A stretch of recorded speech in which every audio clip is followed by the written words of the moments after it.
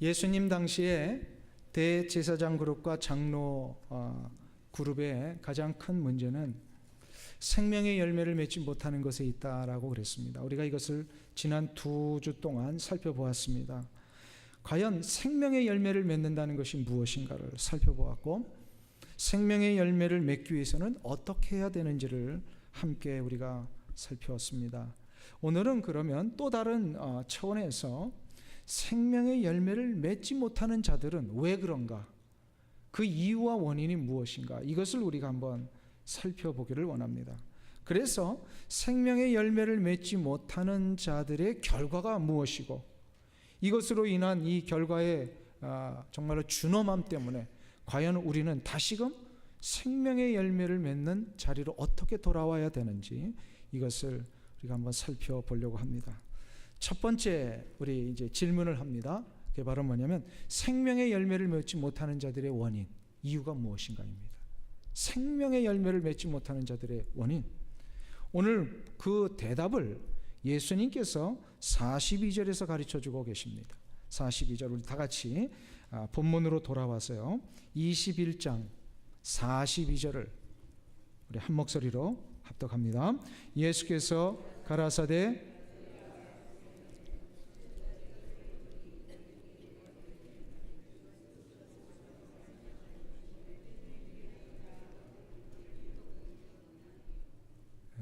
할렐루야. 제가 왜 읽다가 갑자기 중단한지 아세요? 누가 읽나 안 읽나 이걸 보려고 지금. 성경이 뭐죠? 성경. 이 경이라고 하는 자는요, 굉장히 참 중요한 의미를 갖고 있습니다. 경이라고 하는 것은 내가 소리를 내어서 그 소리를 다시 내가 듣는 걸 얘기를 합니다. 이게 경이라는 뜻이에요. 그러니까 성경을 읽을 때는 어떻게 해야 된다? 소리를 내서 읽는 게 제일 중요합니다. 히브리 사람들은요, 유대인들은요, 지금도 성경을 소리를 내서 읽습니다. 이것이 나의 영혼을 깨우고 내 인지하는 모든 능력을 이렇게 동원해서요, 이 아주 종합적으로 이것을 나에게 받아들이게 합니다. 그러니까 성경을 읽을 때는 어떻게 하라? 이 소리를 내서 읽을 수 있는 능력이 끝날 때가 얼마 남지 않았습니다. 무슨 얘기인지 아시겠어요? 그러니까 소리를 내서 읽는 게 참 중요해요. 우리 42절을 보겠습니다. 다시 한 목소리 성경 다 보시고 같이 읽겠습니다. 시작. 예수께서 가라사대 너희가 성경의 건축자들의 버린 돌이 모퉁이의 머릿돌이 되었나니 이것은 주로 말미암아 된 것이요 우리 눈에 기이하도다 함을 읽어본 일이 없느냐. 아멘. 여기서 예수님이 시편 118편에 나오는 이 본문을 인용하시면서 한 가지 지금 메시지를 던지시는 거예요. 건축자들은 누구고 여기서 버린 돌은 누구냐, 이걸 가르쳐 주십니다. 건축자는 누구라고 생각하십니까? 이 본문을 쫙 읽어보세요. 여기 이 구절에서 제일 중요한 게 버린 돌입니다. 버렸다라는 거예요, 건축자들이. 그러면 이 문맥상 지금 누구를 가리키는지 우리가 조금 추측해 볼 수 있습니다. 누굴까요? 종교 지도자들이에요. 종교 지도자들, 바로 대제사장 그룹과 장로 그룹으로 대표되는 그 외에 언급되지 않은 그 서기관과 바리새인과 그 당시에 이스라엘을 인도했던 그 모든 종교 지도자 그룹들을 얘기를 합니다. 이들이 바로 건축자들이에요. 그러면 버린 돌이라고 하는 것은 누구를 가리킬까요? 예수 그리스도. 돌은 예수 그리스도를 가르치셨어요. 늘 구약에서부터. 바로 예수 그리스도를 누가 버렸다라는 거예요? 대제사장 그룹과 서기관과 바리새인과 장로와 같은 이 종교 지도자 그룹들이 다 버렸습니다. 그런데 종교 지도자들은 버렸지만 하나님께서는 예수 그리스도를 살리셔서 하나님 나라의 가장 중요한 머릿돌이 되게 하셨습니다. 머릿돌. 이것을 지금 이미 구약에서부터 계속해서 예언되었고, 구약에서는 앞으로 있을 미래에 대한 것을 예언했고요. 예수님은 지금 당신을 가르치셔서 하시는 말씀입니다. 그리고 이제 나중에 사도들에 의해서 이 말씀은 또 인용이 돼가지고요, 이미 우리 가운데 다시 살아나셔서 인생의 가장 머릿돌 되신 예수 그리스도가 누구인지를 자꾸 인용하게 됩니다. 나중에 가면. 그러니까 건축자들은 지금 종교 지도자들이요, 버린 돌은 예수 그리스도를 의미합니다. 이 말씀은 대제사장과 장로 그룹들이 생명의 열매를 맺지 못하는 이유가 무엇인지를 가르쳐 주시는 구절이에요. 저들이 왜 생명의 열매를 못 맺었느냐? 다른 이유가 아니라 누구를 버렸기 때문이다? 예수 그리스도를 버렸기 때문이다. 예수 그리스도를 버렸다는 것은 더 정확하게 원어적으로 보면요, 거절한 겁니다. 기회가 주어졌는데 거절했어요. 예수 그리스도를 거절하는 자들을 보면 공통점이 있습니다. 그것은 바로 예수님을 진정으로 알아보지 못했다라는 겁니다. 예수님이 진짜로 누구이신지를 볼 수 있는 이 눈이 아직 떠지지 않으니까요, 저들이 예수님의 이 그 놀라우심을 모른 채 다 거절해버린 거예요.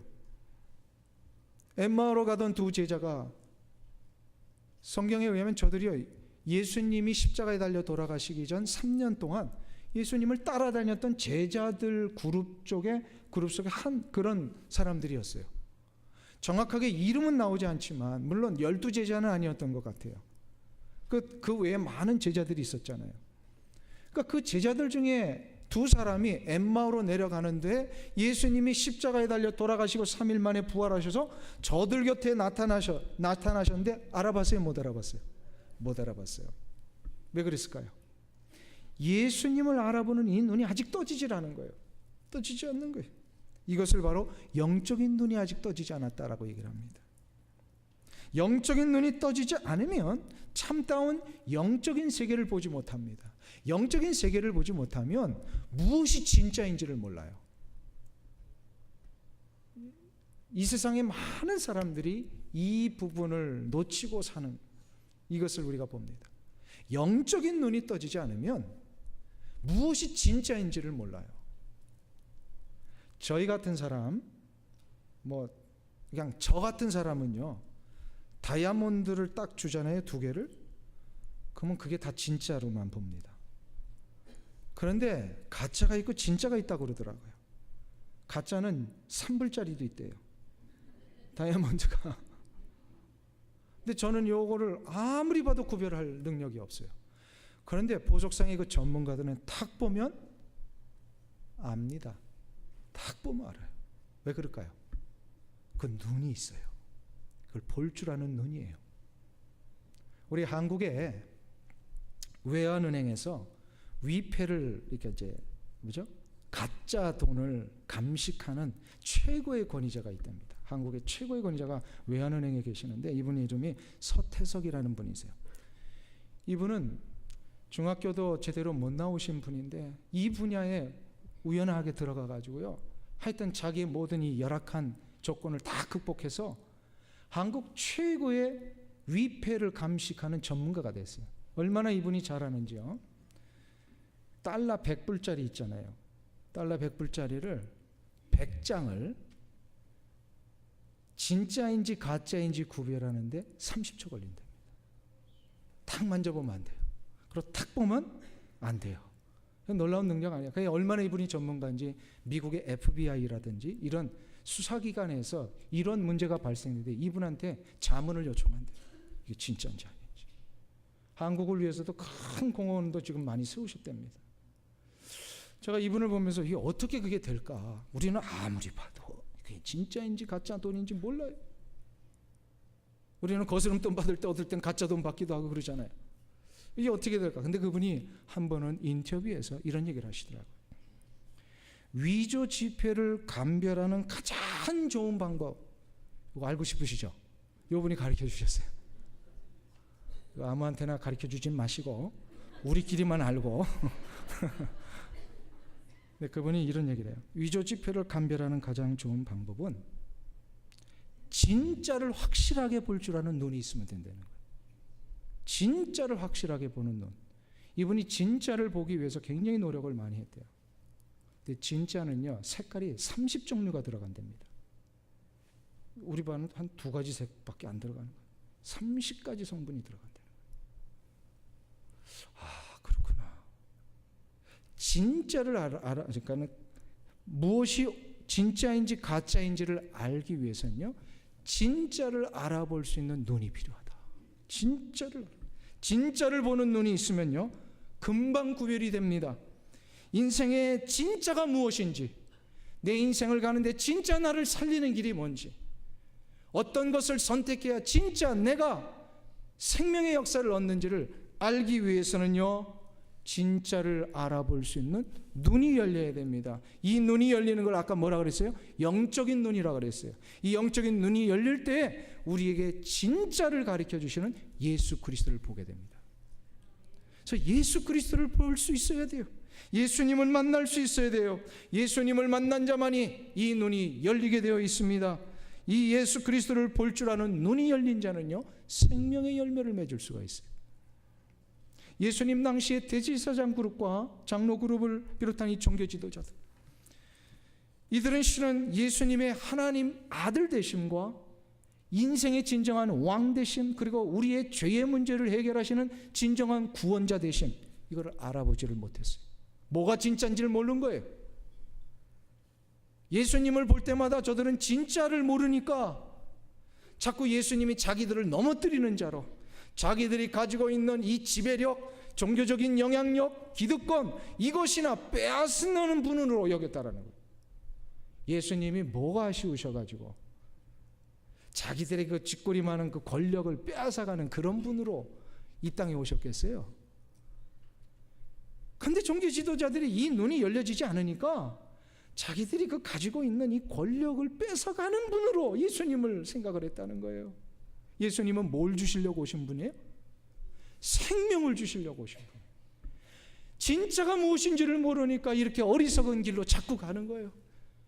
자기들을 넘어뜨리고 자기들을 망하게 하는 그 공격과 그 여건이 무엇인지를 모르니까 자꾸 망하는 길로 가고 있었던 거예요. 나중에는 어떻게 됩니까? 이 눈이 안 떠져. 예수님 제거하는 일에 쓰임 받잖아요. 저들이. 우리 주변에도 보면 예수님 아무리 많이 전해도요, 예수님을 아무리 많이 소개해도요, 예수님의 그 생명의 주인 되심을 알아보지 못하는 분들이 꽤 있어요. 왜 그런지 아세요? 눈이 안 열려서 그래요. 그럼 이 문제를 어떻게 해결할 수 있습니까? 어떻게 해야 저들이 눈이 열릴 수가 있습니까? 그래서 한 가지 방법밖에 없습니다. 그의 심령에 하나님의 은혜가 부어지셔야 됩니다. 아멘. 하나님의 은혜가 부어지는 순간 그의 영혼을 깨우십니다. 영혼이 깨어지는 순간 바로 그의 눈이 열리게 되어 있어요. 눈이 열리면 성령께서 역사하셔서 무엇이 진짜인지를 보게 하십니다.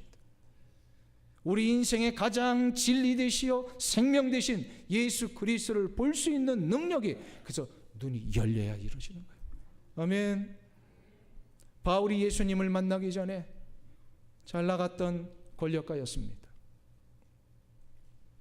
그래서 그는 가는 곳곳마다 예수 믿는 사람들을 다 죽이는 무서운 살인을 저지르면서도 거리낌이 없었던 사람 아니에요. 그의 눈은 그래서 오직 뭐만 봤어요? 명예와 성공, 자신의 탐욕과 이기심을 해결하는 그 모든 조건과 수단, 방법, 이것만을 보며 살았던 사람이에요. 이런 그를 하나님이 어떻게 하셨어요? 은혜를 부어주셨어요. 어디서? 다메섹 도상에서. 예수 믿는 자들 죽이러 가는 그 도상에 갑자기 그 강렬한 생명의 빛이 그의 전 인격을 비치니까요, 눈이 멀어버렸어요. 그냥 육체적인 눈이 멀어버렸어요. 그리고 3일 만에 예수님의 제자였던 아나니아를 보내셔서 그에게 기도하게 하시니까 기도함과 동시에 그의 눈에서 뭐가 떨어졌어요? 비늘이 떨어졌습니다. 이 비늘이 떨어진 이 표현은요, 굉장히 중요한 표현이에요. 이 복음의 이 역사에 있어서. 비늘이 떨어졌다라고 하는 것은요, 그가 그동안 자신의 이 이기심과 탐욕, 세상적인 명예와 성공만을 바라보던 그 눈이 다 떨어졌다라는 거예요. 이것이 떨어지니까 새로운 눈이 열리는데 바로 영원한 세계, 진정한 생명, 나를 진짜로 살릴 수 있는 그 길, 그리고 그분, 이게 누구인지를 보게 되었더라는 거죠. 그분이 누구세요? 예수 그리스도이십니다. 예수님을 보는 눈이 열리는 것이 그래서 하나님의 전적인 은혜인 줄로 믿습니다. 그리고 하나님의 전적인 은혜에 의해서 이 눈이 열린 자는 진짜 인생의 복을 받은 자예요. 자기가 진짜가 무엇인지를 분별하는 능력이 생겼잖아요. 그래서 전도는 우리가 누군가를 전도하고 이 생명의 역사를 인도해낼 때에 우리는 어떻게 되냐면요, 그의 영혼 속에 눈이 열리도록 기도를 먼저 해야 됩니다. 아멘. 무작정 간다고 되는 게 아니에요. 그래서 오늘 우리가 이 설교 전에도 이 영혼 구원을 위하여 부탁하신 기도의 제목들을 함께 기도한 이유가 여기 있어요. 한두 사람의 기도도 하나님은 들으시지만 이렇게 온 교회 전체 성도들이 함께 마음을 모아 기도할 때 야고보서에서 뭐라고 하셨어요? 의인의 간구를 통하여 하나님이 역사하신다. 성도의 간구를 통하여 병든 자를 치료하신다고 약속하셨어요. 그러니까 우리 성도들이 의인 아닙니까 지금? 그죠? 그러니까 이 성도들이 함께 마음을 모아 누군가를 기도할 때 그의 심령이 치료가 일어나고 열려지고 회복이 일어납니다. 이것을 우리는 믿습니다. 그렇기 때문에 기도하는 거예요. 왜 기도했는지 모르시는 분들은 이걸 다시 한번 정리하시면서 기도하시면 더 좋아요. 더 좋아요. 이래서 우리가 영혼의 대상자들 위해 함께 기도해야 되는구나. 기도할 때 어떻게 돼요? 하나님이요, 하나님의 그 때에 그의 마음을 여세요. 여시고 그의 마음에 부어주세요. 은혜를. 이렇게 될 때에 그에게 가서 이번 금요일 날 말씀의 잔치가 있습니다, 한번 와보세요 하면 그들이요 따라옵니다. 근데 기도 준비가 안 되고 그를 위하여 한 번도 기도 안 했는데, 여보 우리 한번 이번에 갑시다 하면서 그냥 오라 그러면 뭐라 그래요? 너 나가. 그런단 말이에요. 나 지금 바빠. 그 시간에 지금 중요한 스포츠 중계 있단 말이야. 나 이래버린다고요. 왜요? 없던 핑계도 그 말 듣는 순간 자꾸 생각나게 만들어요. 누가? 마귀가. 그러니까 이런 어떤 마귀의 모든 영적인 공격을 다 미리미리 차단하기 위해서는요, 우리가 기도해야 돼요. 영혼을 위해서. 기도하면 하나님은 응답하십니다. 특별히 영혼을 위한 기도는요, 하나님이 제일로 빨리 응답을 하세요. 제일로 빨리. 그러니까 포기하지 마시고 하나님, 나의 남편의 마음을 먼저 열어주옵소서. 하나님, 사랑하는 내 자녀들의 마음을 먼저 열어주옵소서. 이 기도가 이루어질 때 하나님께서는 그의 영혼 속에 은혜를 부어주실 줄로 믿습니다. 이 눈이 열려지기를 간절히 축원합니다. 둘째로 생각해야 될 것이 있습니다. 두 번째로, 그것이 바로 오늘 본문에 보니까 주님을 알아보지 못하면 어떻게 되느냐입니다. 주님을 알아보지 못하면 어떻게 됩니까? 은혜가 부어져서 눈이 열려서 하나님을 알아보고 예수 그리스도를 알아보면 참 그 다행인데, 주님을 알아보지 못하면 어떻게 될까요? 그 이야기를 예수님은 오늘 43절에서 해주고 계십니다. 43절을 보겠습니다. 우리 본문 성경을 읽겠습니다. 그러니까 어떻게 하라는 거죠? 소리를 내서 같이 읽습니다. 시작. 그러므로 내가 너희에게 이르노니 하나님의 나라를 너희는 빼앗기고 그 나라의 열매 맺는 백성이 받으리라. 아멘. 생명의 열매를 맺지 못하는 자는 어떻게 된다고요? 하나님의 나라를 빼앗긴다. 자, 그러면 이상하다 좀. 주님의 나라를 빼앗긴다라는 것은 혹시 주님의 나라를 들어갔다 다시 쫓겨날 수 있다라는 말씀인가? 우리 뉘앙스상 그럴 수 있잖아요. 빼앗긴다는 것은 줬다가 뺏는 거니까 하나님 나라에 들어갔다가 다시 쫓겨날 수 있다는 말입니까? 그럴 걸까요? 어떤 거라고 생각하세요? 이 말씀은 그런 것은 아닙니다. 한번 하나님의 나라에 들어간 자 결코 다시 쫓겨나지 않습니다. 하나님의 나라에 들어가기로 하나님이 허락하시고 결정된 자는 결코 못 들어가는 일이 있다 없다? 없습니다. 그죠? 그러니까는 한 번 구원받은 사람은 그 구원은 취소되지 않습니다. 믿습니까? 왜요? 하나님은 변함이 없으시고 약속에 신실하신 하나님이시죠. 한 번 구원하셨으면 반드시 천국에 들어가게 하십니다. 아멘. 이게 우리 개혁주의 신앙의 가장 중요한 원리예요. 자, 그러면 주님은 그러면 천국을 빼앗긴다고 하셨는데 이 말씀은 무엇인가? 이걸 더 정확하게 이렇게 원어적으로 보면 이런 얘기예요. 그는 하나님의 나라에 들어갈 수 있는 기회가 주어졌다가 그 기회에 들어가지 못하는 사람들은요, 나중에 그 기회가 닫혀지게 된다는 거예요.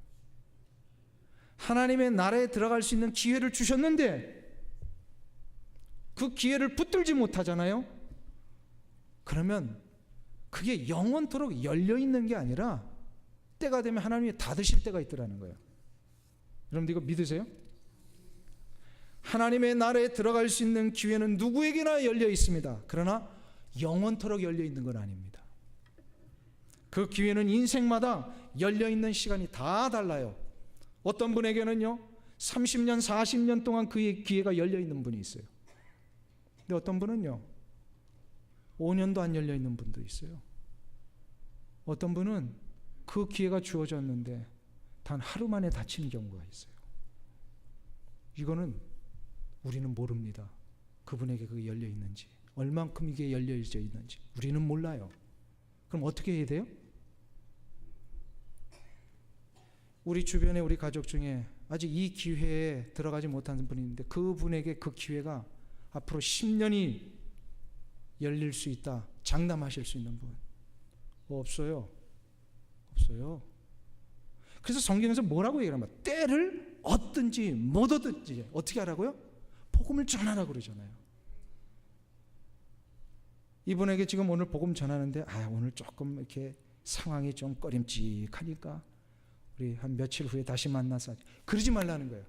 그분에게 그 기회가 그 순간이 마지막일 수 있더라는 거예요. 그렇기 때문에 이 기회가 주어질 때 우리는 때를 얻든지 못 얻든지 복음을 전하는 일에 힘을 써야 돼요. 그렇게 해서 전하면 그 책임은 우리에게 있지 않습니다. 그 복음을 전해서 받지 않는 자에게 있는 것이고요. 받지 않을 경우에는 하나님의 심판이 있잖아요. 그런데 너무 무서워. 오늘 이 자리에 그 해당되시는 권사님이 아마 출탈하셔서 못 오신 것 같은데 2주 전에 우리 교회 실명을 말씀드려도 되는가요? 신정화 집사님께서 소천하셨잖아요. 얼마나 건강하신 분이신지 몰라요. 얼마나 건강하신 분인지 몰라요. 근데 주일날 이렇게 예배를 쫙 드리시고요. 또 에녹에 가가지고 많은 분들하고 교제도 건강하게 하시고. 근데 그날 밤에 갑자기 아프셔가지고 하루 만에 돌아가셨어요. 그래서 우리 한국 분들이 옛 어르신들이 뭐라 그래요? 밤새 안녕하시냐고. 그렇게 건강하셔. 해병대 출신이세요. 키도 이렇게 크세요. 건장하세요. 나이가 70이 넘으셨는데도 굉장히 건강하셨어요. 근데 하루아침에 그냥 앓고 돌아가셨어요. 이 충격이 너무 컸죠. 가족들 너무 충격했어요. 우리 성도님들도 아시는 분들 너무 충격했어요. 저도 나가시면서 악수하신데 아구 힘이 얼마나 세신지 막 팔이 아파가지고 제가 손이 아파서 그런 분인데 돌아가셨어요. 그렇구나. 우리 인생이 언제 이 생명 끝날지 모르는데.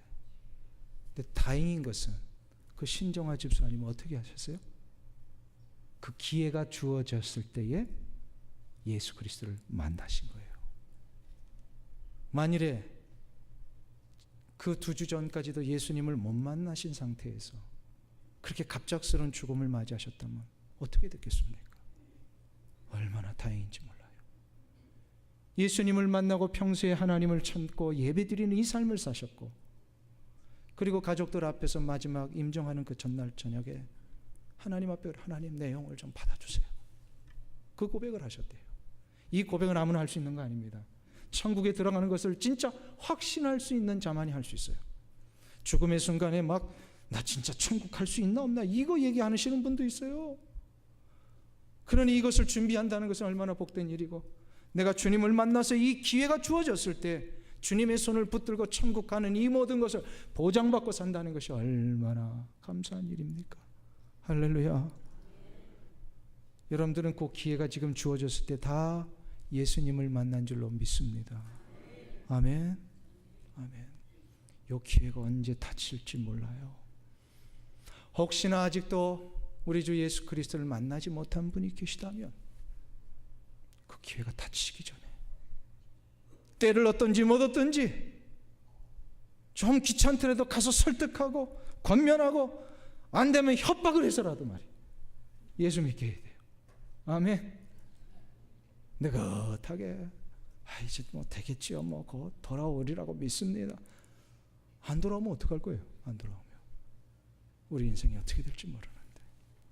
사랑하는 성도님 여러분, 예수를 버린 자가, 거절한 자가 그 기회가 닥치기 전에 예수님을 만나는 것이 진정한 복입니다. 이 복을 자꾸 주셔야 되잖아요. 우리 가족들에게. 이 은혜가 여러분들 가운데 일어나시길 축원합니다. 그러면 마지막 세 번째로 생각해 볼 것은, 인생의 실패를 면하기 위해서는 우리는 어떻게 해야 되느냐 이 말입니다. 그것은 바로 예수님이 우리 인생의 유일한 산돌이심을 믿어야 합니다. 예수님이 우리 인생의 유일한 산돌이시라는 거예요. Living Stone, 살아계시는 돌. 오늘 본문 44절이 그것을 말씀하고 있습니다. 44절, 우리 한 목소리로 44절을 보겠습니다. 이 돌 위에 떨어지는 자는 깨어지겠고 이 돌이 사람 위에 떨어지면 저를 가루로 만들어 흩으리라. 이 말씀은 예수님을 거부한 자에게 이루어지는 심판을 지금 예고하고 계시는 거예요. 이 심판에 대한 이야기는요, 이미 다니엘서에서부터 계속해서 예언되었던 내용입니다. 다니엘서 2장에 보면 다니엘이 느부갓네살 왕의 꿈을 해석하는 장면이 나옵니다. 이 느부갓네살이요, 당시에 이 바벨론 제국가 얼마나 정말로 이 독재와 무소불위의 권력을 휘두르는지요. 자기가 하룻밤에 꿈을 꿨는데 이 꿈이 하도 뒤숭숭하니까 전국에 있는 술사 박사들 불러다가 이런 얘기를 합니다. 내 꿈이 뭐냐 한번 얘기해봐라. 여러분들 같으면 그 꿈 얘기할 수 있어요, 없어요? 점쟁이들이 꿈을 맞춰요, 못 맞춰요? 내가 이런 꿈 꿨는데 해석을 해주시오 하면은 그건 해요, 사람들이. 그죠? 근데 지금 느부갓네살은 내 꿈 이거니까 이게 뭐냐 물어본 게 아니라 다 불러놓은 다음에 내가 어저께 꾼 꿈이 뭐냐 이걸 알아맞혀라. 맞출 수 있어요, 없어요? 아무도 못 맞췄어요. 이건 불가능한 일이에요. 근데 누가 했어요? 다니엘이 했어요. 왜요? 하나님이 그에게 계시를 주셨어요. 남의 꿈을 다니엘의 머릿속에 집어넣어 주신 거예요. 정말로 특별한 계시자 아닙니까? 특별한 계시 전달자 아닙니까? 다니엘이. 그 딱 하나님 앞에 기도하는데 이 꿈이 하나님이 환상 가운데 주셨어요. 그래서 느부갓네살한테 가가지고 그 꿈 이야기를 합니다. 당신 꿈이 바로 이런 겁니다. 그 스토리를 쫙 전개합니다. 그리고 나서 그 꿈에 대한 해석까지 합니다.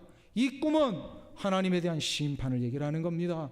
느부갓네살 왕도 심판받습니다 하면서 이제 뭐 여러 가지 많은 비유를 얘기를 하죠. 거기서 아주 중요한 그 단어가 하나 나옵니다. 이 꿈 이야기를. 손을 대지 아니한 돌이 나옵니다. 이거를 뜨인 돌이라 그래요. 개역 성경에서는 뜨인 돌. 이게 바로 뭐냐면 손대지 않은 돌이에요. 그러니까 어느 인위적으로 만들어진 돌이 아니라는 거예요. 이게 범상치 않은 해석이죠. 손으로 누군가가 만들지 않은, 인위적으로 만들어지지 않은 돌은 누구만이 하실 수 있어요? 하나님만이 하시는 거예요. 이 뜨인 돌이 나타나서 쇠와 철기 문화와 놋과 청동기 문화와 진흙과 또 은과 금을 부서뜨리는, 그 이후에 나타나는 모든 제국들을 다 하나님이 심판하신다는 거예요. 하나님께서 손으로 되지 아니한 돌을 일으키셔서 인간의 모든 삶을 심판하신다. 이거를 다니엘이 느부갓네살에게 꿈 해석으로 이야기를 해줍니다. 완전히 놀라죠. 깜짝 놀랍니다, 왕이. 여기서 손을 대지 않은 이 돌을 심판하시는 하나님의 역사를 통하여 이 돌이 과연 뭐냐 이 말입니다. 누굴까요? 예수 그리스도이세요. 손을 대지 아니한 돌. 그래서 이 예수 그리스도를 거부하고 부딪히는 자마다, 그래서 받아들이지 않는 자마다 오늘 44절에서 얘기하는 거예요. 이 돌 위에 떨어지는 자는 깨어지겠고 이 돌이 사람 위에 떨어지면 저를 가루로 만들리라. 다니엘서 2장에서도 뜨이지 않은 돌이 나와가지고 그 모든 것을 다 깨트려 버렸듯이 하나님을 믿지 아니하고 예수 그리스도를 거부하는 모든 자들은 다 부서지고 깨어집니다.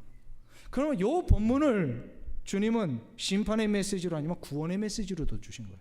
이거를 반대로 해석을 하면 어떻게 돼요? 뜨인 돌이신 예수 그리스도를 받아들이는 자마다 놀라운 생명의 역사가 일어난다는 겁니다. 아멘. 그거를 베드로 사도가 깨닫고요. 베드로전서 2장 4절에서 이렇게 얘기를 합니다. 한번 보세요. 베드로전서 2장 4절을 봅니다.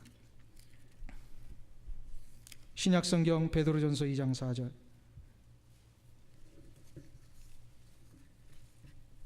378페이지에 있습니다.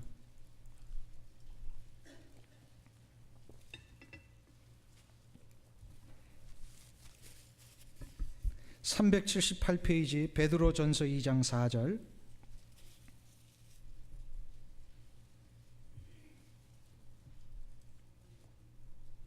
다 찾으셨으면 우리 한 목소리로 합독합니다. 사람에게는 버림바가 되었으나 하나님에게는 택하심을 입은 보배로운 산돌이신 예수에게 나와. 할렐루야. 사람에게는 버림바가 되었으나, 아까 건축자들의 버린 돌이 바로 그 얘기예요. 그러나 어떻게 해요? 하나님께는 택하심을 입은 보배로운 산돌이신 예수에게 나와. 예수님을 무슨 돌로 표현했어요? 산돌, living stone입니다. 살아계신 돌, 곧 생명의 돌입니다. 즉 건축자들은 이 돌을 버렸지만 하나님은 예수님을 살아있는 돌이 되게 하셨어요. 그래서 이 돌 위에 인생을 짓는 자마다, 이 산돌이신 예수 그리스도를 맞이하는 자마다 그의 인생은 든든하게 세워지고 그 집은 무너지지 않는다는 겁니다. 믿습니까? 이스라엘에 가보면 아직도 옛 건축물들이 있습니다. 한 번은 이스라엘 선교사님이요, 그 건축물을 설명을 하시면서 이런 얘기를 하셨어요. 마태복음 21장 42절, 또 베드로전서 지금 읽었던 2장 4절에 나오는, 그래서 나중에 7절에도 나옵니다만, 건축자들의 버린 돌이 모퉁이의 머릿돌이 되었도다라고 하는 요 말씀이 과연 무엇을 가리키느냐를 설명을 했어요.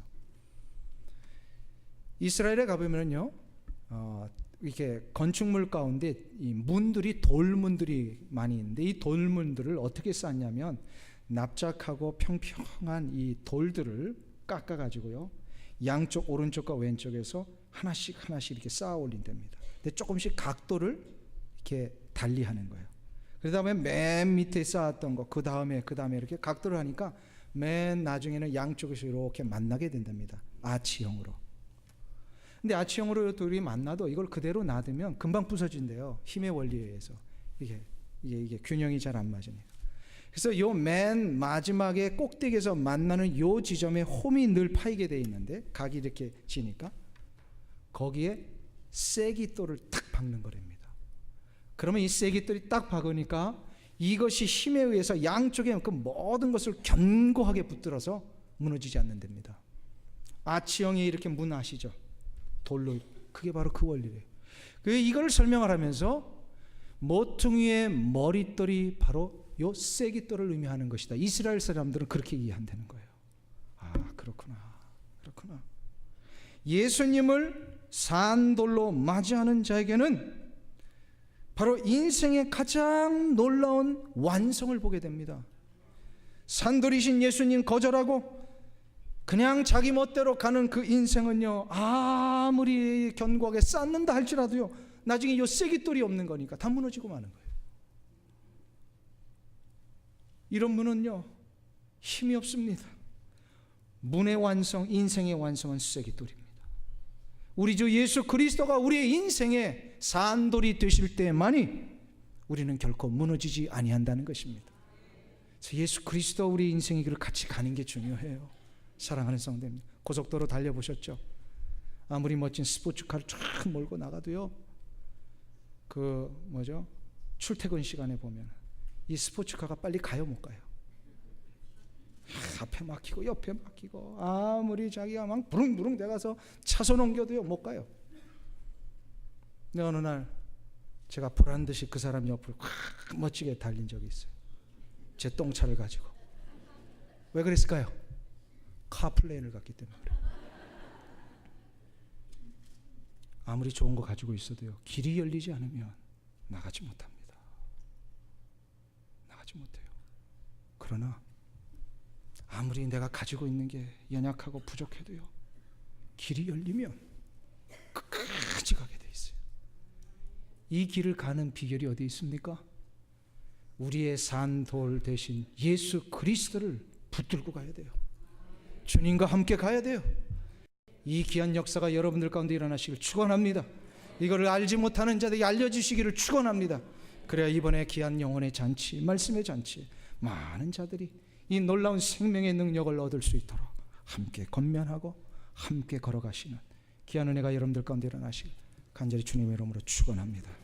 기도하겠습니다. 하나님 아버지, 산돌 대신 우리 주 예수 그리스도를 붙들고 가는 것만이 인생의 승리가 있음을 믿습니다.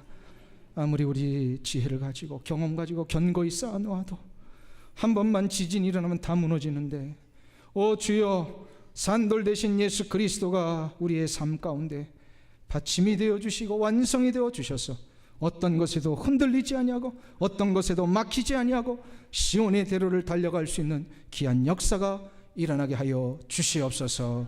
예수님의 이름으로 기도하옵나이다. 아멘.